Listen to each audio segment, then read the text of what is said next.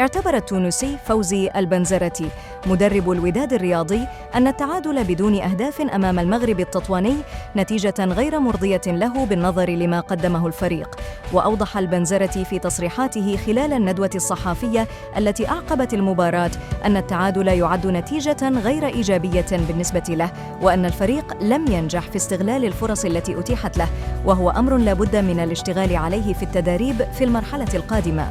وأبدى المدرب التونسي تذمره من عدم ترجمة الفرص لأهداف بحكم الكم الكبير منها طيلة المباراة، ناهيك عن ضربة الجزاء الضائعة التي كان بإمكانها أن تساعد في طرد النحس التهديفي. وتابع البنزرتي قائلاً: لدينا مشاكل في تسجيل الأهداف وليس في الهجوم، لأننا نخلق العديد من الفرص. دربت الوداد سابقاً دون أن أتوفر على مهاجم، وسارت الأمور بشكل جيد.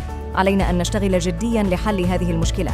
وأضاف: الوداد يمتلك نقاط قوة وضعف، ومن بين الإيجابيات أنه يمتلك لاعبين قويين وهما يحيى عطية الله وأيوب العملود، لأنهما يساعدان في الهجوم.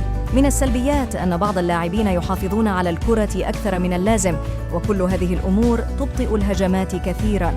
وختم البنزرتي قائلاً: ما زلنا نعاني من العياء وكثرة التنقلات، وحاولنا الاشتغال على الجانب البدني مع العناصر الحالية بحكم غياب البعض للإصابة.